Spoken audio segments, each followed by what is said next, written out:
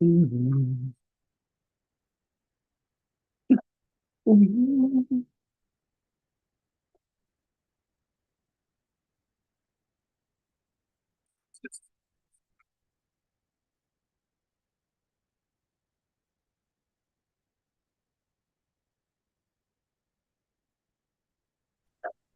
Hi, Anne. Hi, Natalie, how are you? Oh, I can't hear you. This is this is why we test things. Yeah. Okay, Uh, I hear you now. okay, phew. Oh, there's always 20 seconds where no one can hear or see anything, which is slightly worrying. But hi, Steve. Good afternoon for you, isn't it? Just yeah. How are you doing? Oh, okay, thank you. I've Good. got a problem with my computer screen, so I can't see myself, but I can see you two. Okay. That's the main thing. I mean, sometimes it's a bit distracting actually looking. You end up looking at yourself on these Zoom calls more than the person you're speaking to, don't you? Yeah. Um, could both of you just blur your background, just for a bit of consistency across the panels. So if you're not Okay. familiar, hi James. Hey guys, I'm just saying a quick hi and goodbye. I need to grab some lunch, but I'm here set up, so He's Bye and alive. bye. Perfect. I'll be back in 10 minutes or so. All right, see you then. Cheers. So how do I blur the background? So you I'm see sorry. stop video down at the bottom left. There's a little Yep, arrow next to it. gotcha. And then video settings.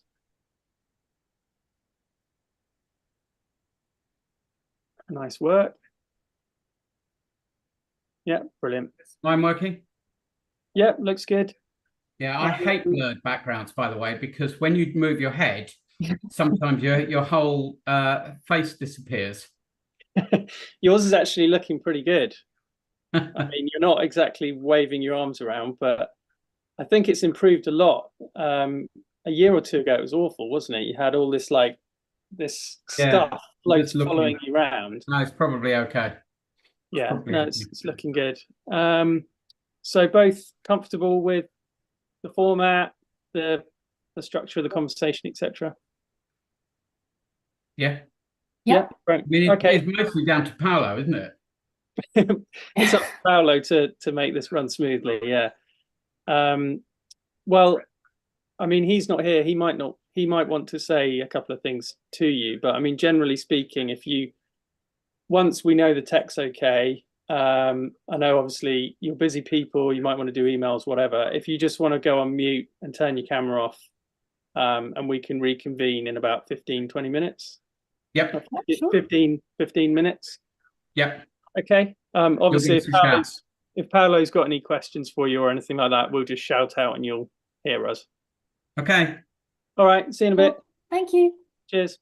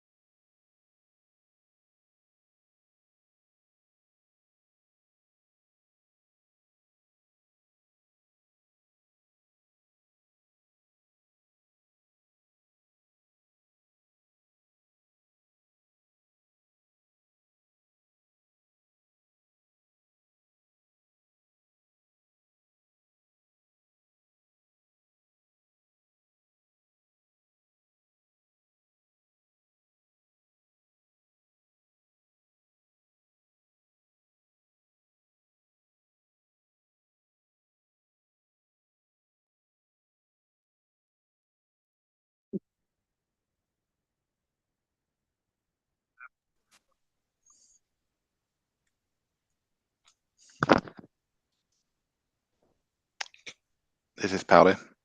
Hi, Paolo. How are you? Oh, good. Hang on. You're coming out of the wrong speaker. Yeah, sorry for that. I was thrown because the invite said Zoom details to follow.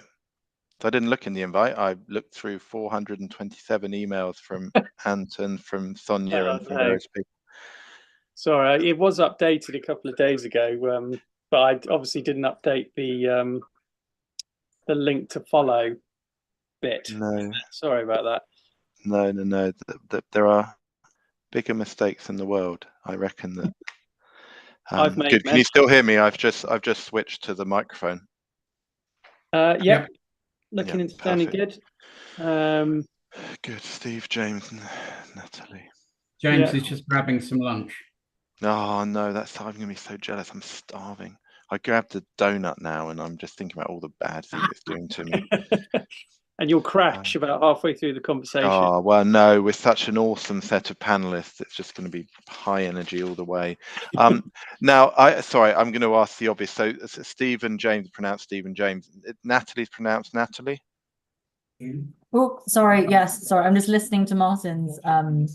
Oh, keynote as well, perfect. so You're just Natalie. I don't need to put a Nathalie or anything funky there, do No, I? it's all No. silent. So it's Natalie Tom. I don't know why my parents did it. It's caused a lot of confusion my whole life, but yeah. That's cool. Like the no cool. age. Sorry, go back to listening to him. It's cool. Okay. Oh, now Hey, that guys. James is his sandwich. No. I've wiped all the crumbs off my face. Don't I was worry. going to say, have you done the teeth check, James? You don't want a big bit of spinach on your teeth for the whole panel. I've managed to avoid it. So you've mentioned the polls, but we can't see the polls are being asked because we're obviously on a different platform. But can we see the results of the polls in the chat? Yeah, so if you keep your chat open, I will pop the poll results towards the back end, or once we've got decent engagement on them, I can't even wait till we've got decent numbers. Then I'll drop them in, and I'll do the same for any audience questions that come through. Cool. So just keep your eye on that. I'll also, as usual, count you down, kind of 10 minutes to go, 5 minutes to go, 3, 2, 1 kind of thing. Well, have you sort of like got a flag and you turn up in just a sort of man thong or something, or how are we going to tell us? Again, just the chat. Oh, in the chat. Okay, that's not quite as exciting. So but that does sound like a good plan B. Anything else? Just thinking. Good. And sorry, just we're when do you want us done by? Like, as in, thank you very much, job done, switch off. Like, it's by sort of drop dead timing. It's 1:50, and we're going. Yeah, and we're going into a coffee break from there. So you don't. Okay, so if we're 2 minutes early, it doesn't matter, but you need to give them enough time for their coffee. Yeah. Likewise, there's a bit of overlap. If you go over by a minute or whatever, you will still be able to see you. So you've got a bit of flexibility there. I did one of these a few years ago on one of these sort of super industrial things. There's lots of streams running, and literally they were like, at 1:50, it'll just stop. So you guys can carry on talking, and no one's going to hear a word you're saying. It was all a little bit intense. Yeah, that's what the situation was with the first one of these. We've sort of learned from a few mistakes and refined it a bit. But yeah, I was clearly not properly media trained because I was getting cut off at the segue of pretty much every panel. just before I said, "See you in 5 minutes for the next panel," I would just disappear. But now what happens is, if you go over time, you pop out, your video pops out, so the next session starts, but you pop out as a separate thing, and so people can hear you wrap up. Cool. And on the agenda, this is what's it called on the agenda? It's carbon markets and the opportunity for insurers, or something like that. It's a good question. I think it's the carbon market opportunity. Love it. That's fine. That's what I call it. The carbon markets opportunity for insurers. Yeah.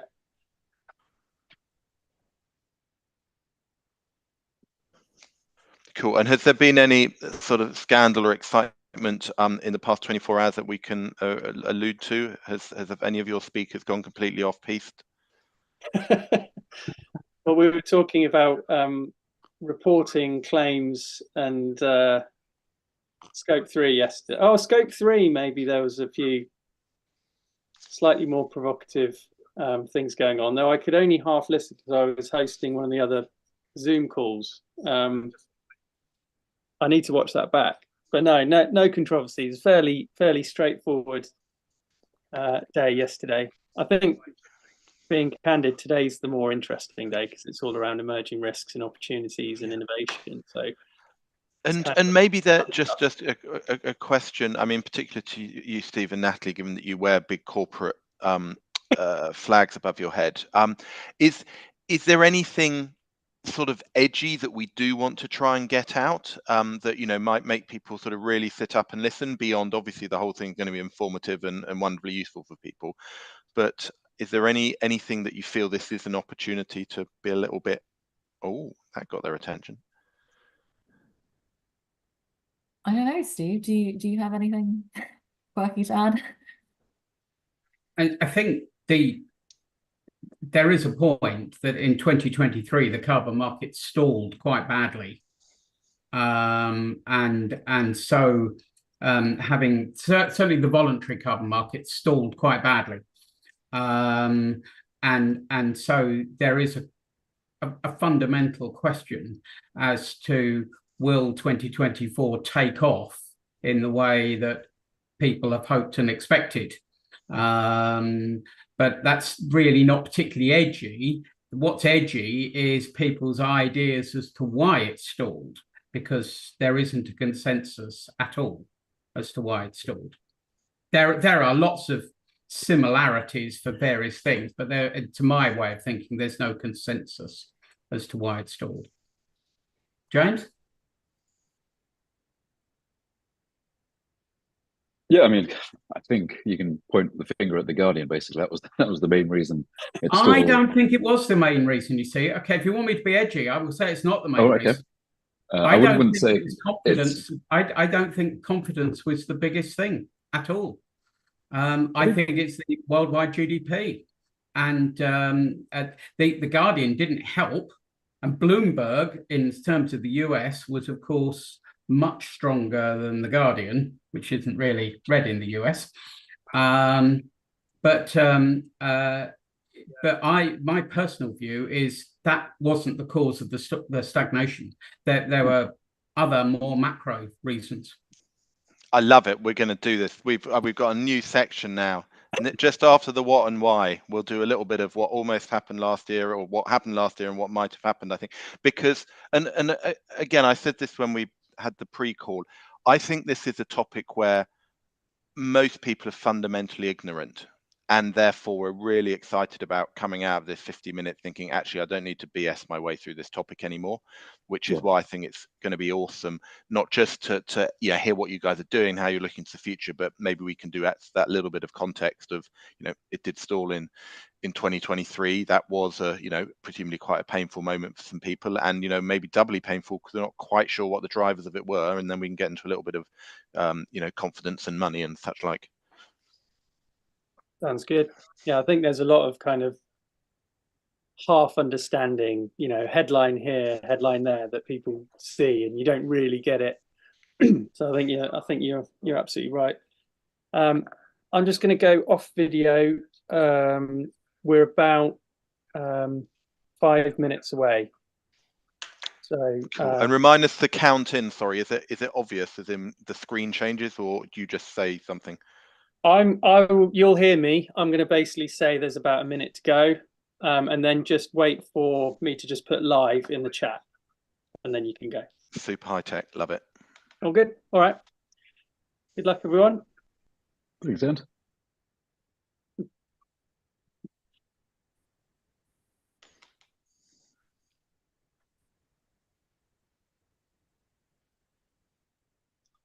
Tension.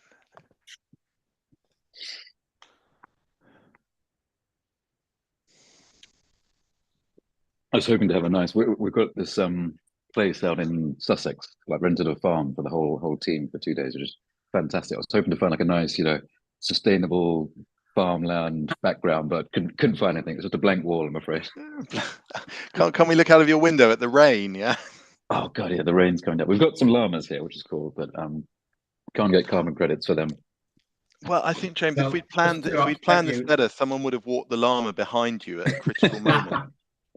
it was 36 here in Melbourne today, and it's going to be 36 or 37 tomorrow. And it's now, what time is it? It's midnight, and it's 21, and that's as low as it's going to get. What time is it there, Steve? Sorry? What time is it in Melbourne right now? Midnight.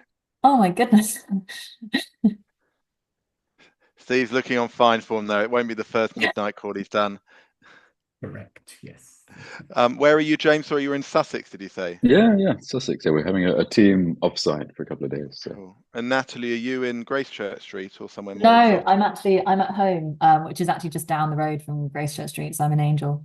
So Excellent. still very rainy and grey. And I don't know if you can hear it because usually Teams has really good sound cancellations, but I live on like quite near main roads, so there's a lot of like ambulance and things. So I'll try and mute myself. But if you haven't heard anything yet, hopefully that means So it'll far, fine. I've heard nothing. No, Okay. it's everyone's audio is pretty good.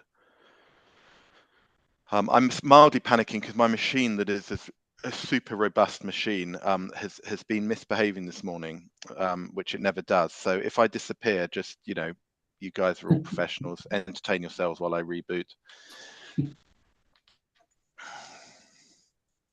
Reassuring for everyone. My home internet actually dropped off completely yesterday, and I had to do the whole event on hotspot. Is this where we pretend we can't hear what Anthony's saying because it's all crackly?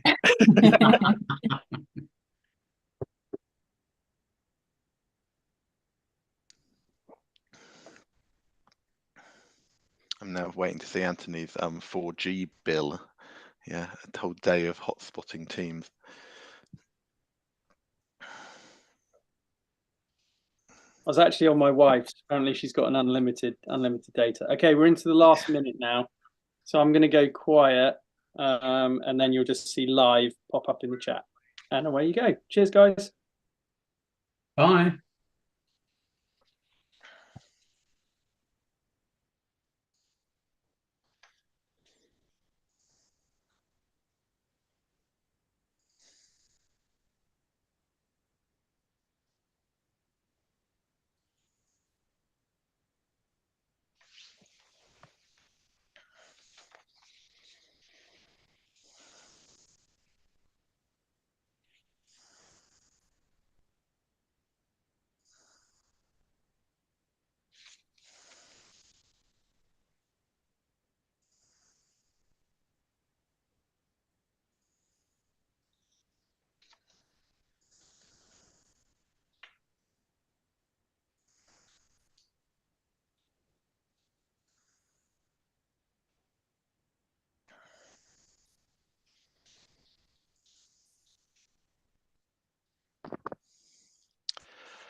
Good afternoon to those in London. Good morning to those of you in the US, and good evening to some of you, including one of our speakers who are out in Asia. Delighted to have you join the lunchtime panel entitled "The Carbon Market Opportunity for Insurers." This is going to be a fascinating panel, I think, because this is a topic that so many of us, frankly, don't understand half as well as we ought to do. And if I think about the full range of sustainability topics, there's a lot where many of us are actually quite articulate now. There's some areas where we're still sort of just about getting through with sort of a little bit of confidence and a little bit of bluffing. And I do think that carbon markets is one of those areas where a lot of us need to up our knowledge in order to be confidently able to discuss it internally and with our clients and the such like. So yeah, I'm delighted that we've got three people here today who understand this frankly better than almost anyone else in the market, who are going to help us on that education journey. So we'll hear from them all in detail in terms of introductions in a moment, but we have Natalie, we have Stephen, we have James, and appreciate them joining from various parts of the world. Now the panel will run in very much the normal way, but also in the normal way we have got some polls available for you to answer on the webinar tool. So it would be great if you could answer those, because I think once we can see the feedback in terms of the approach that you're taking to the carbon market opportunity and what you see as the hurdles, that will allow us to maybe dive in a few specific areas. So without further ado, panelists, if I can ask you each to give a brief intro to yourselves, and in particular explain, what it is that's led to you to become a true practitioner in the world of carbon. So maybe Natalie, if you want to go first. Sure, thanks, Hello. Yeah, excited to be here, excited for the next hour. So hi, I'm Natalie Tong. I'm an ESG manager at AXA XL UK Lloyd's. So how did I fall into carbon? So before I joined the insurance industry, I was previously at a sustainability consultancy where I was building sustainability and ESG strategies, running transformational change workshops with large corporates across a mix of sectors. And decarbonisation was a priority for lots of different industries. And for me, the turning point was, how do I find a linchpin that connects all these really disparate sectors across the topic? And carbon ended up being a really key area across all areas. And then what sector also sits across lots of different sectors. And that's how I kind of fell into insurance. So I joined AXA XL a few years ago. And in my role in our ESG team here, I focus on ESG product innovation, including leading our carbon team, and also helping upskill our market-facing colleagues and underwriters on ESG topics too. Fantastic, and I think two of those points, the sort of the upskilling of individuals and the product innovation is really important. And we have got a innovation panel in a minute after this one, so I do want to talk about innovation over the coming 50 minutes, but we'll focus on innovation in the context of the carbon markets and leave the broader question to our peers in an hour's time. But thank you, Natalie. Steve, please, over to you for an intro. Hello, everybody. Steve Forrest from Marsh. I'm part of our small central climate and sustainability strategy team. I got into carbon because I was leading our, what some people call alternative risk transfer operation in London. And about 3 years ago, there was the Lloyd's Sustainable Market Initiative, and we were part of that and tried to get some interest in carbon, and it naturally fell as to what used to be called ART in those days. 3 years later, here I am focusing almost full time on carbon credit insurance.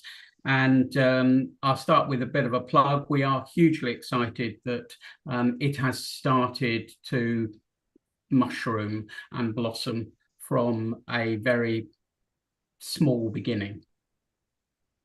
Excellent, thank you. And it's incredible, actually, that you mentioned it's 3 years ago since the Lloyd's Sustainable Markets Initiative sort of first published some thinking. And those of you who've been in this space a while, you will remember that.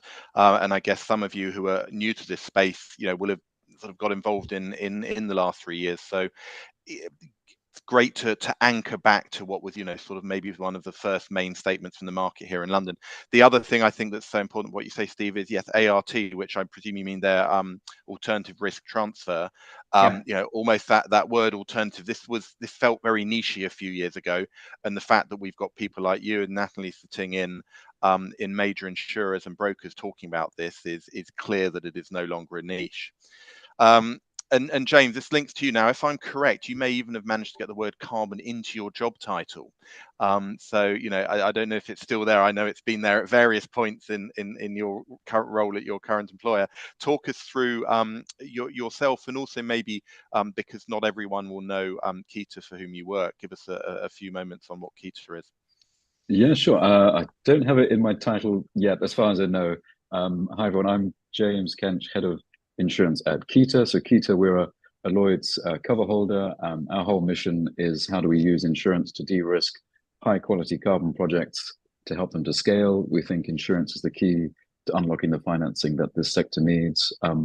I look at product development, distribution, and capacity.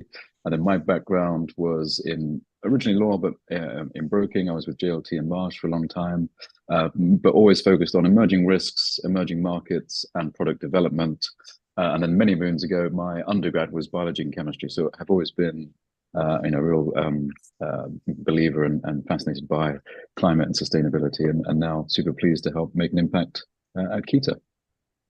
Perfect. So do you want to give us a moment on Kita now, or do you want to weave that into some of your answers? Yeah, sure. Purely focused on the carbon space. We're an MGA, as I said. We're backed by Chaucer, Munich Re, and Renaissance Re, so some fantastic partners from the Lloyd's market there. We came through the Lloyd's Innovation Lab in 2022 and kind of fully off to the races this year. We're 100% focused on the carbon space. We're looking at both the buy side, the sell side, and the intermediaries. We're looking at the whole life cycle of a carbon credit, and then all types of carbon project. We'll probably go into this later, but both the nature-based side, so protecting forests and regrowing new forests, as well as what's called the engineered carbon removal, so things like direct air capture and new and novel ways to use technology to capture carbon and store it in some form. And then we just, as a quick plug, we just released a report with Steve and Natalie's help and with Oxbow Partners in the last few weeks. And the whole goal of that was trying to be a sort of carbon 101 for the insurance market, both insurers, brokers, reinsurers. And we really want to help kind of build the market and raise awareness of this space, because we think it's a great insurance opportunity with both profit and purpose, but also one that's going to really need some scaling quickly, and it's going to need the insurance market to support it to get it going.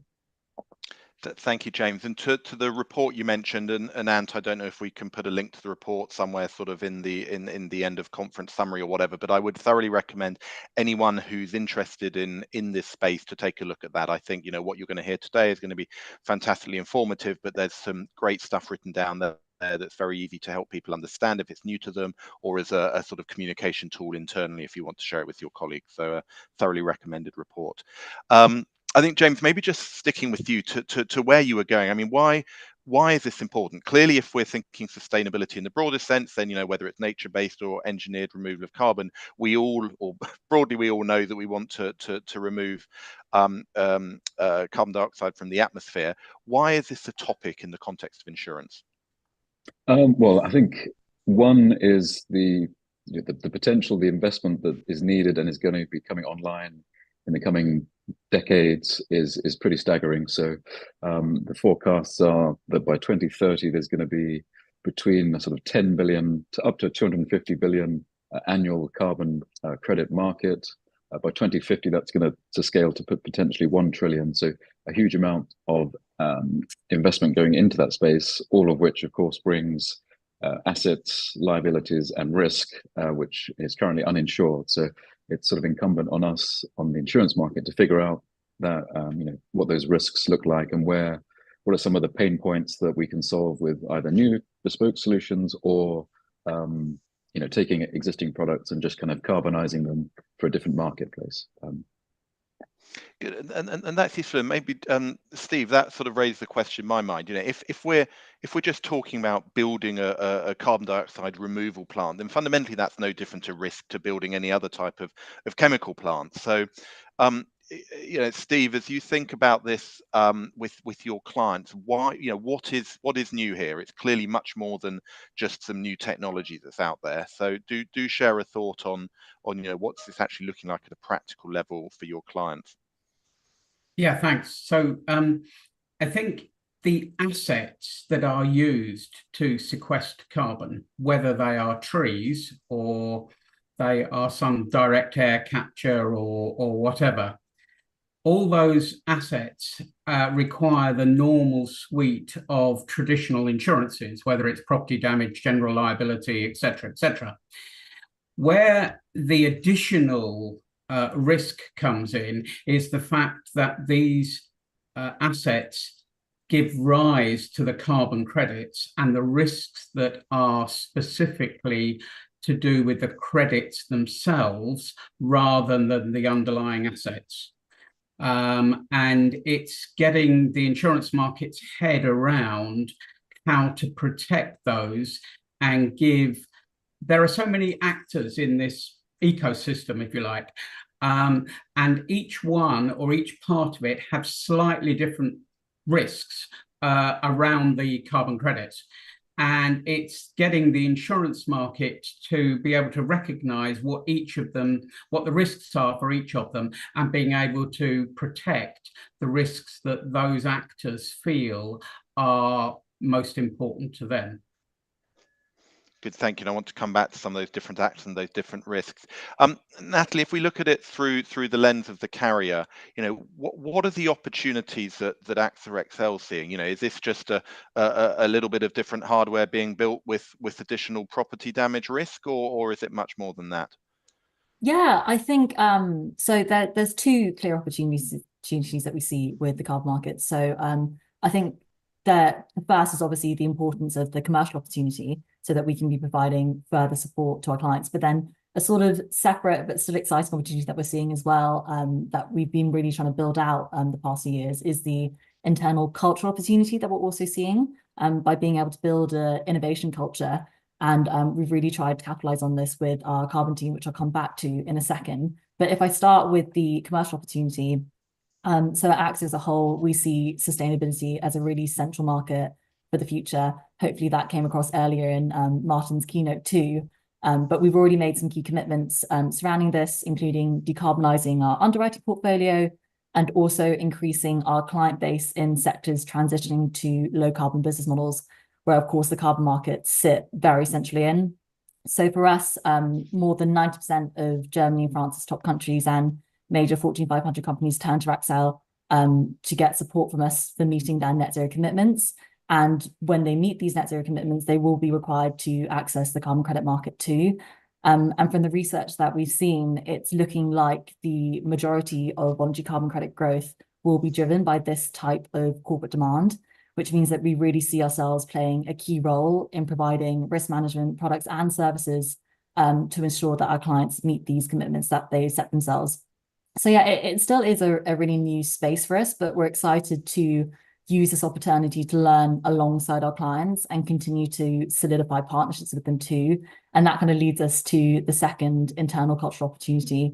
So for us to be able to serve this new area, for the past few years here, we've been building up our expertise through our carbon team. So this is a cross-functional team that we have. It's made up of underwriters from a mix of different lines of business, actuaries, claims, wordings, and legal professionals who all come together to develop new carbon-related products and services. The team, we were kind of set up in this way because we feel that when we upskill a group of individuals who are all specialists in their own areas and we get them to learn about a brand new topic at the same time, they actually come up with really different ideas. And that means that we can kind of capitalize on everybody having lots of new ideas at the same time. So this allows us to test multiple use cases and products simultaneously. It allows us to kind of drop ideas quickly if we need to as well. And it also means that we can funnel learnings that we've had from previous ideas into new ideas to kind of make ideas even better. So yeah, not only does like having this team allow us to meet the growing needs in the client space, but it also gives us this fantastic opportunity to test new ways of working and be creative and innovate too. Excellent. I do want to come back to a couple of points on that just before the next panel, if we do have time. This is great for me, right? Because I'm one of those people that I described at the beginning who sort of bluffs their way through these conversations, and now we're getting a nice framework here. So let's park what we are calling traditional insurance. Yeah, and we may want to come back to it if someone asks a question about, well, how do you get traditional insurance for a kelp farm off Newfoundland or whatever? But let's talk about the carbon credit side of it. So James, back to you. Help us understand essentially what is it that is being insured? What is the risk transfer that is taking place from someone in the value chain through the broker to the carrier? Help us really get a sense of what it is that's there. Yeah, sure. I think Steve put it really well earlier, because the carbon credit itself is an intangible asset, but it's derived from a physical process, either forest or something engineered. So when we're looking to insure the intangible asset, you still need to think about the risks to the physical asset. So there's your classic kind of nat cat exposures, wildfire, flood, drought, pest, disease for forestry, plus earthquake, windstorm, hail, tornado, etc. for some more engineered type stuff. There's boiler and machinery type risks for the engineered side, technology performance type insurance, warranties around how technology works.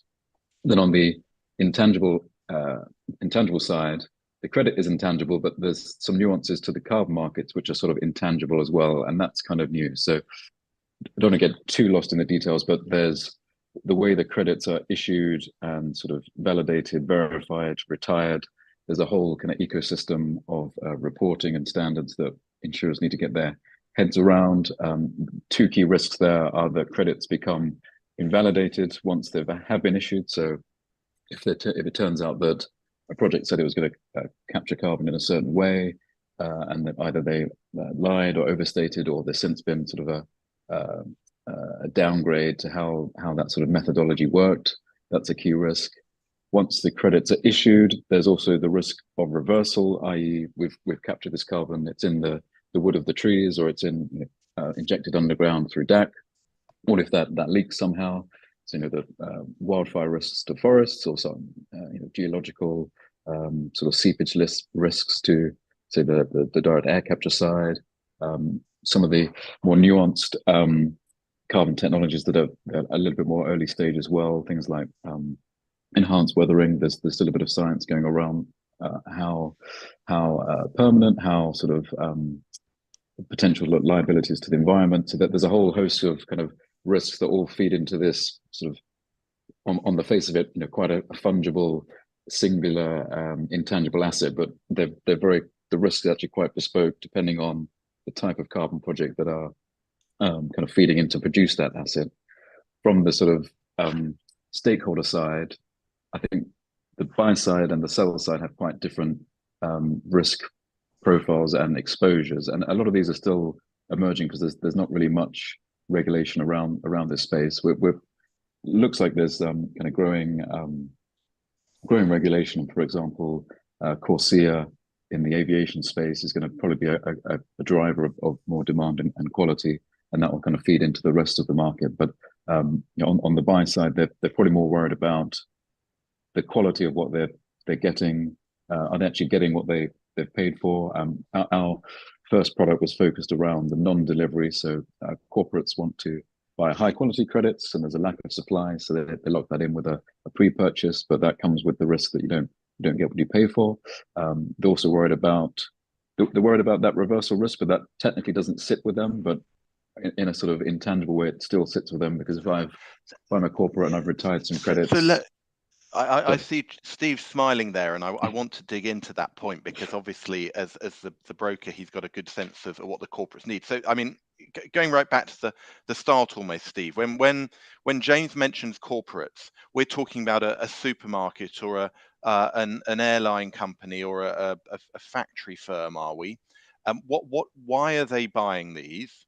And a little bit back to what we're saying, what are they buying? They're presumably not buying a forest or a CDR plant. They are buying this intangible credit. So talk us through who buys, why they buy, and then that will link nicely to what James was saying about the reasons that sometimes it doesn't work out for them. Sure. So this market is not very transparent. So it's not possible to be definitive about who is buying. But when a carbon credit is retired on the registry, and I'll come back to that, then it can be retired anonymously, or the organization retiring it can say, I have retired this credit. About 45% of credits that are retired are done by name. And if you look at the people who are retiring those credits, they are the very largest companies in the US and Europe mainly. Very large energy companies, financial institutions, pharmaceutical companies, airlines, etc. From what we've seen so far, the mid-cap companies and certainly the SMEs have not got so far into buying carbon credits. So it is only the very large companies that tend to buy them. Why do they buy them? Well, I think it started very much as they wanted to be able to say that they were net zero. They added up their emissions over a year, and then they went out and bought carbon credits to offset those emissions to say they were net zero. We don't necessarily see that many of our clients are boasting about net zero anymore. That could be because of the famous Delta Airlines. There's a $1 billion suit against Delta Airlines, alleging that they said they were net zero and they weren't.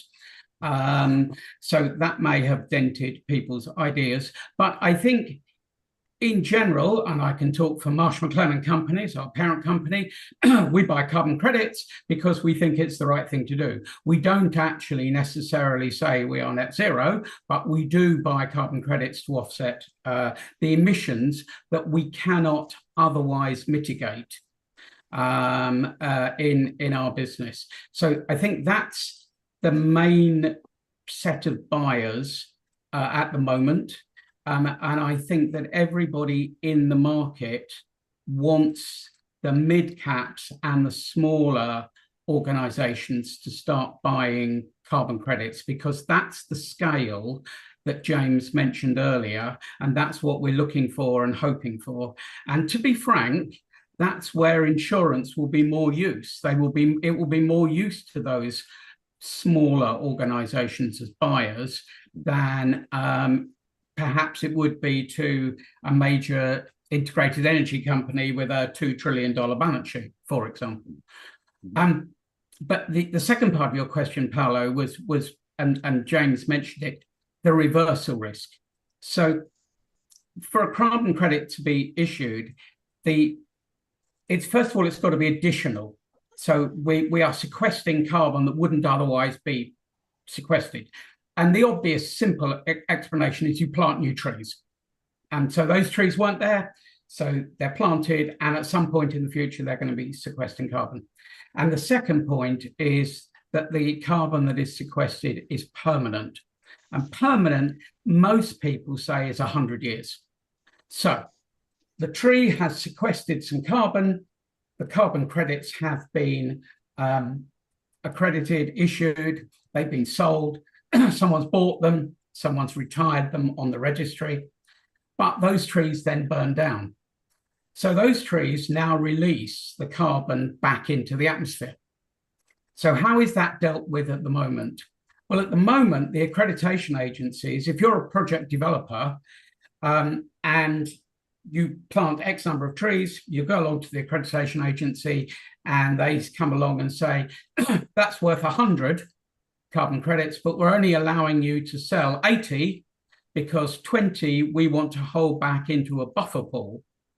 Now, this buffer pool across all the developers is almost like a mutual insurance company. And I know that James and Keita are involved with at least one of the accreditation agencies looking to see whether insurance can, and I use the term leverage, it's a bit like a reinsurance for a direct insurer, can leverage the buffer pool to make it more efficient.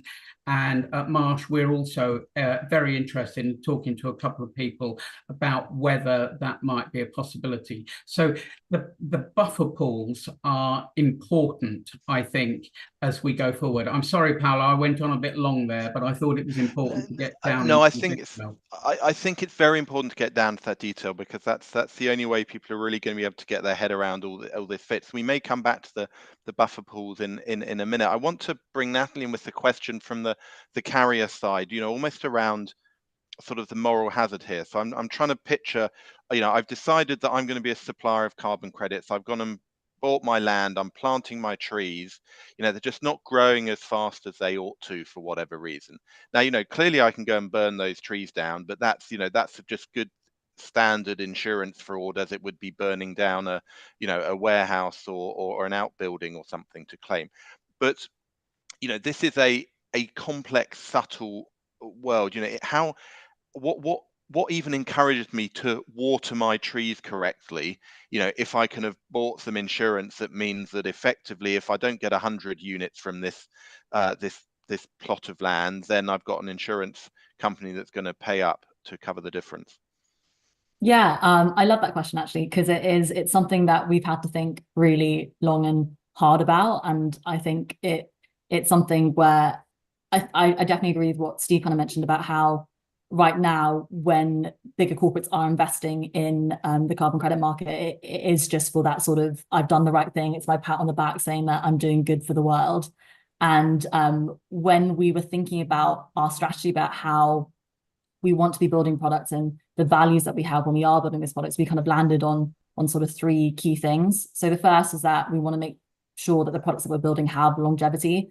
So we want to be building products that aren't just a quick fix, but continue to add long-term, deep value for the client. The second value is scalability. So we want to be building products that can work for a multitude of clients across multiple product lines, which is what AXOXL we're kind of set up to do.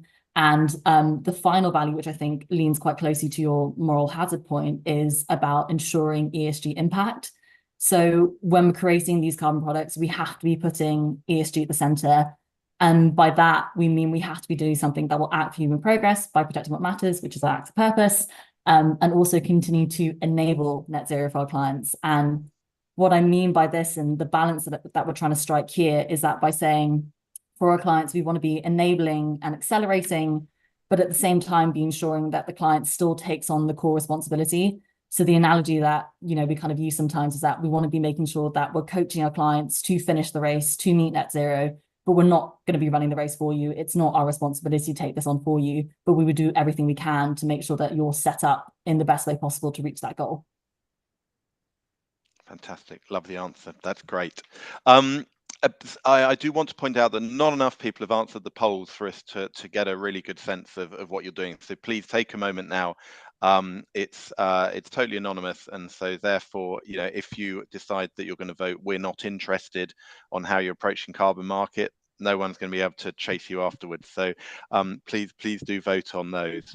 I still want to make sure that I and we collectively understanding, right? So someone's built this wood, or someone's growing these trees, and once they're at a certain size, then there are going to be some carbon credits. Those are accredited. That means this big corporation over here can buy some offsets.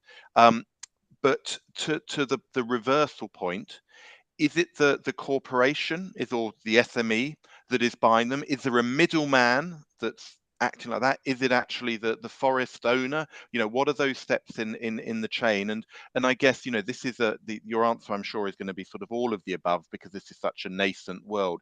If you look at where we're going to be in 2 or 3 or 5 years' time, how do you think it's going to settle down? Where do you think the risk transfer will be occurring?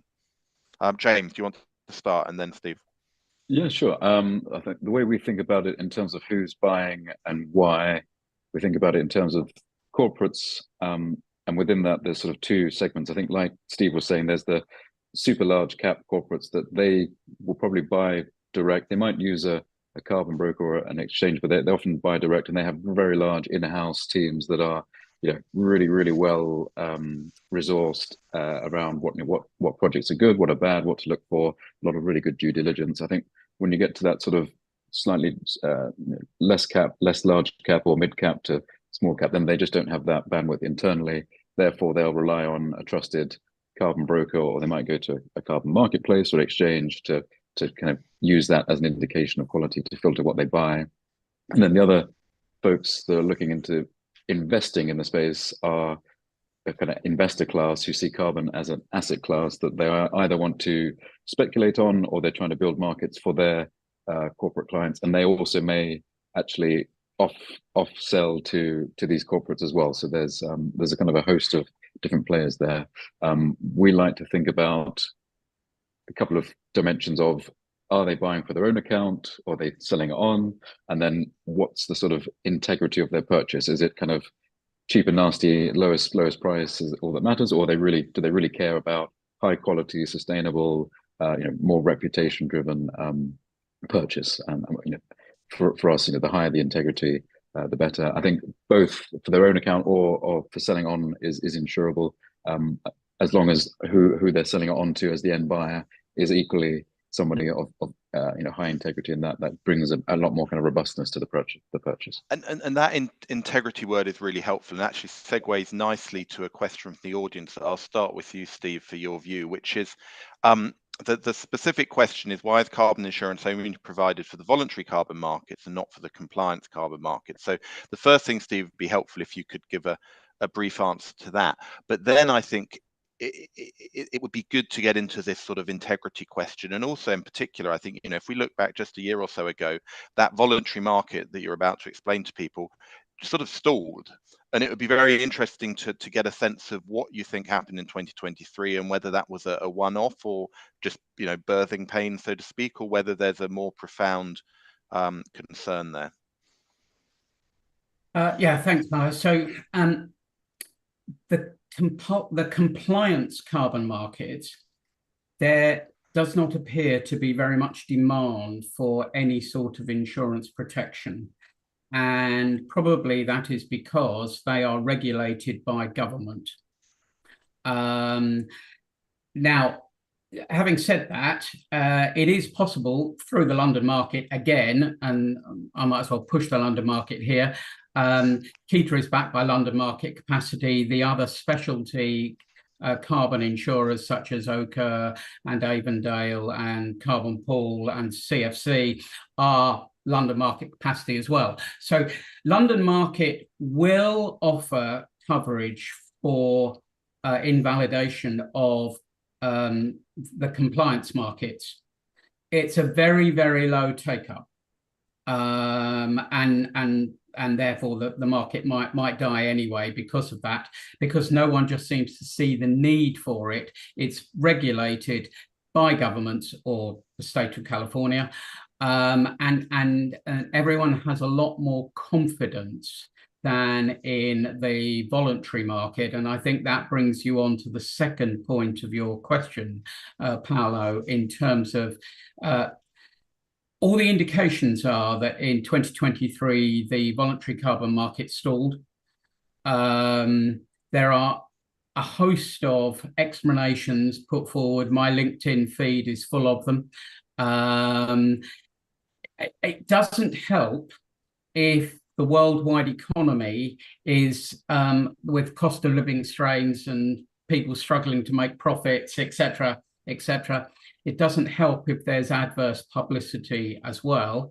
And I think the other thing that came out of it was that if you're a corporate and you have any spare cash at all, what should you be doing? You should be trying to reduce your emissions rather than buy carbon credits to offset the ones that remain. The most important thing for the planet is to reduce the emissions. You can argue that it's equally important to plant trees to sequester carbon, but I would say that the first priority should be to mitigate the emissions, but that's a personal view. Natalie, it'd be good to have your view on that, because part of me is absolutely thinking that we're almost encouraging the wrong behavior here, right? If we are creating a fantastic carbon market and we're turning exchanges and we're making middlemen rich and we're putting risk transfer in place to reduce the worries, etc., then people are going to look at that and say that's fundamentally easier than fixing the issues with my factory or simplifying my supply chain or stopping to buy strawberries from South Africa or whatever it might be. So how do you juggle that? You've talked a bit about purpose and culture and sort of a longevity view, but are you not inherently giving other people an excuse to continue to sort of perform suboptimally, should we say? Yeah, actually, I really love that Steve's brought that up, because I think we kind of skimmed over that a little bit at the start. Is that definitely, for sure, when you're setting a net zero strategy, the first port of call should always be reduction. It should be reporting, reduction, monitoring, making sure that we can do everything we can to get as close to zero as possible. I think lots of the frameworks that exist for corporates like SBTI do encourage that and really set the boundaries for encouraging everybody to reduce to 1.5 degrees or below that as much as they possibly can. I think with the way that the global system is currently set up, it's really hard for us to say that everybody will have access to clean energy right now. Everybody will be able to access EV cars and be net zero at the kind of a snap of the finger. But I do think where we need to be placing ourselves with the impact that the insurance industry can have is through those accidents where we can't predict what's going to happen, or something goes wrong and suddenly we're missing in other ways that we didn't intentionally mean to do so. I think we'll kind of come back to that a little bit later in the panel, so I don't want to kind of be skipping ahead for you, Paolo. But for sure, I think for us, where we do see insurance playing a key role is kind of managing that fortuity of an event, saying if you planned as much as you possibly could to reach net zero, if you've done everything you possibly can to be the best you could possibly be, and then something goes wrong, that's where you can turn to us, and that's where we can make sure that we get you back on track. But again, we're not here to be taking on that responsibility. We're not seeing it as a sort of easy, quick win. Makes sense. Thank you. And there's an interesting question here that comes back to the integrity word a little bit earlier. So essentially, presumably, or you and your colleagues are needing to understand the relative risks. So if you have two individuals planting, equally large in the same place, new forests, how do you go around understanding and pricing and working out the likelihood of the risk? What do you look at in terms of where it is and whether there may be a wildfire versus sort of the integrity of the individuals, and whether one of them looks like they're going to do a good job and the other one might not? What is, without giving away your secret sauce, what is the underwriting process? Is this one for me? I saw you smiling, so why don't you go with it first, then we'll give it to James. Yeah. Okay. I think for us, we've definitely been leaning on the experts that we've met within the carbon markets. So I think Martin mentioned in the keynote about our partnership with Climate Seed, who are a carbon credit provider. So they have fantastic experts who understand a lot about the due diligence behind specific carbon projects. There's other data companies that we've been working with that help us monitor certain areas to give us more of an understanding. And like I mentioned with the carbon team, risk consultants play a really key role for how we underwrite in this space as well. So really leaning on their expertise, getting them to help us build the models, getting them to be part of the due diligence process. That's really how we found that we're taking as much knowledge as we can from all the people that we've met and we can learn from, who understand this space much better than we do. Fantastic. James, anything to add there? Yeah, I think it can be quite a challenge, because a lot of the folks that are doing these projects, and they're startup companies, and either they have no track record themselves, or they have very little sort of financial information, so that there's quite a massive credit risk and sort of fraud, negligence risk with these firms. I think the physical risk we kind of understand in the market generally. The wildfire models are getting much better. I think part of the key for some of the carbon markets is getting quite granular into the exact types of, say, if it's reforestation, what species is being used? Is it native, non-native? How does that compare to similar projects? What's the sort of biodiversity built into that project? So anything more native, endemic, more diverse is going to be inherently more resilient to the risks or exposures of that particular location, at least in the short to medium term. And then we also do look a little bit of due diligence on the buy side as well. So if a buyer's just kind of buying kind of a blanket purchase and hasn't actually done those due diligence steps themselves, that's quite a red flag. So that normally there's some really good intel coming from the developer, kind of opening up their books a little bit to convince the buyer to why this is a good project, and we can kind of scale that as part of the underwriting process as well. Good, thank you. And it's interesting, right? Your point about native species. You look at it through one lens and say, well, they're more likely to thrive. So that's obviously a positive. That leads to a topic that's come up before on the biodiversity side. If one has a native, very efficient at extracting carbon tree, well, then let's take 10,000 hectares and plant it of just that species and nothing else. Now, if you're looking through a very simplistic, we want to reduce carbon in the atmosphere lens, that's presumably a gold star. If you're looking at sustainability in the broader sense around biodiversity and soil and water and things, it's presumably absolutely the wrong answer. How do you take that into account? Your objective is to do the risk transfer on the carbon extraction part. What happens if you don't like the fact that it's some big monoculture plantation that's just wrong in the broader sense? Yeah, I mean, that's where you'd either decide to underwrite it or not. You might price it differently, different limits involved. I think that there is an argument where sometimes non-native monocultures can be useful. So for really, really degraded land, native species might not recover as quickly, and the soil's just lost all nutrients. So having as an intermediate step, okay, we'll inject a fast-growing non-native species just to get kickstart the process, and then start thinning that out and reintroduce native and more diverse species. That can be a plus. Of course, there's the risk. You don't want to have the sort of the non-native species then sort of propagate and take over. So, but we have seen that in a few cases. But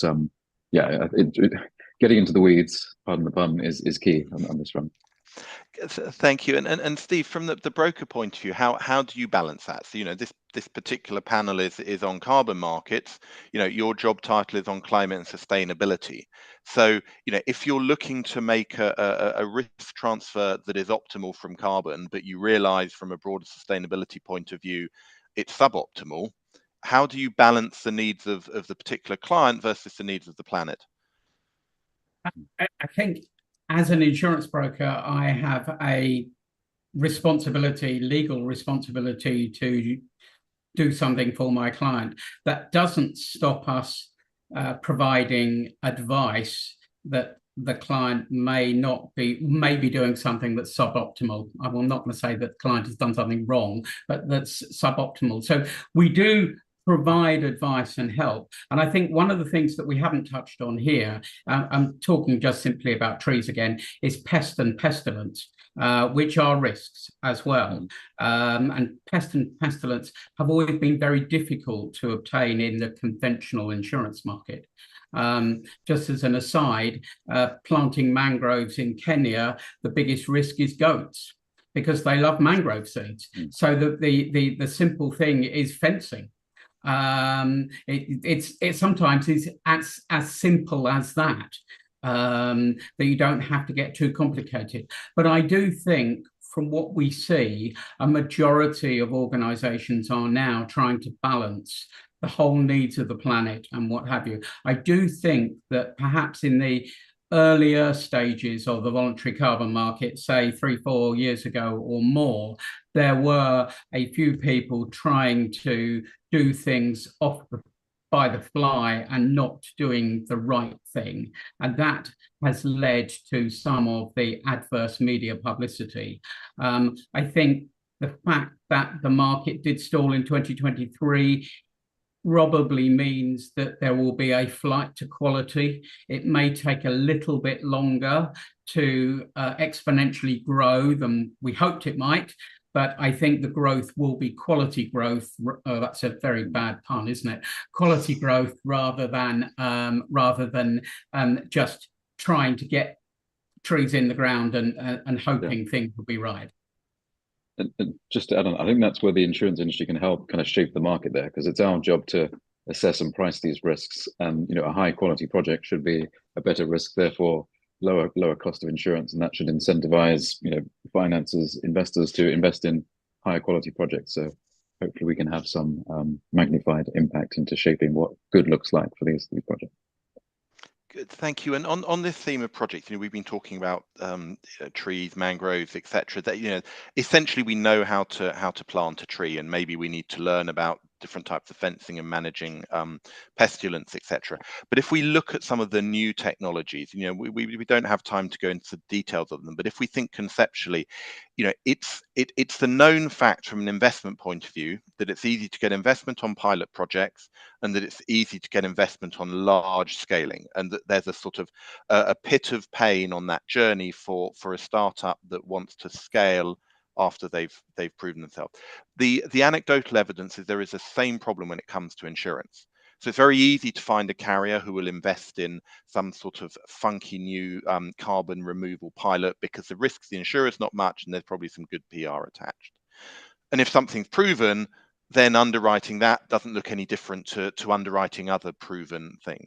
That bit in the middle, to use my flippant example of a kelp farm off Newfoundland, if you're doing something like that that's fundamentally new, if you've got some sort of new mechanical carbon dioxide removal, you talked a little bit about I think weathering which again is a natural process, but doing that at scale is a new thing for humanity.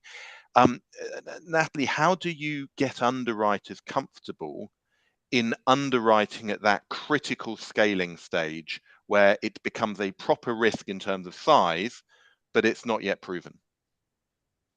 I hope this doesn't sound like a cop-out, but I actually think this is where the London market as a whole really comes into play. I think we are fantastically set up to diversify the risk by splitting it among the rest of us. And I think that's where we can learn together. And I think having conversations like this, bringing together players like James and Steve, Oka, Carbon Pool, getting everybody aligned on similar risks and building up that shared understanding is going to be a fantastic way that we can scale investment in this sector quickly.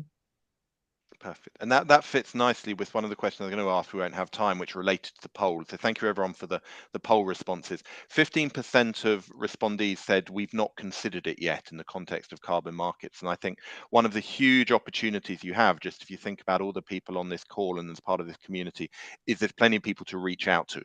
And you know, I've done innovation in various places at various times where you felt very, very lonely. I think there's an awful lot of people who are happy to discuss this topic. So anyone who's sitting in that we've not considered it, please do reach out to the people on this call and more broadly.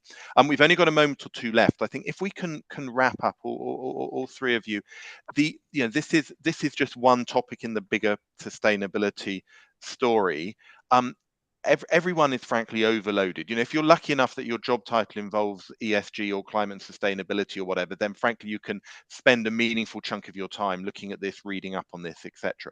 But there's a lot of people on this call who know this is an important topic, but they've either got no formal time to assign to it, or it's a very modest amount of time. So, you know, if we could just rattle around, starting with you, Natalie, then James, then Steve, you know, what would be your guidance to the people who are listening on how to stay abreast of this topic without spending 8 hours a day reading up on it? Natalie. Yeah, thank you. So I think for us, the first protocol is always to center on the client. So I think the conversation today, it's covered so many different areas and sectors of the insurance industry and geographies, areas, everything. So my advice would be to really put the client at the center of the problem, try and figure out what their concerns are, how they're planning to or how they're currently interacting with the carbon market, and what risks are they facing as they do this. Try and find something that aligns to maybe the expertise that you already have. James listed lots of different types of potential coverage, both traditional and new, where we're seeing crossovers with the carbon market. So find something that really already aligns with what you're doing. And to me, that's where we can really add value by building on what we already know. We're not starting from scratch. We've got a long way to go, but try and find something that connects to something that you already do. Fantastic, very helpful. James, final thought. Yeah, completely agree. Client first. Engage your early career folks because they'll be super passionate about this and do all the research and present it back to you. And then we also do a weekly carbon catch up. So check out our LinkedIn because we'll try and summarize the news for you as well. Good. Steve, all I would say is I think the market has moved very quickly and will continue to move very quickly. So therefore, being completely up to date is probably not possible. There are lots of weekly updates. And I think to answer Paolo's question, it's virtually impossible to keep up to date. But you just have to do what is important for you at that particular time. Natalie, James, Steve, thank you very much. There's a short coffee break for the audience, for all of you, and then back in 10 minutes. And yes, we look forward to continuing this incredibly important topic and meeting you all at this event next year. Thank you. Great. Thank you. Thanks. Thanks, Paolo.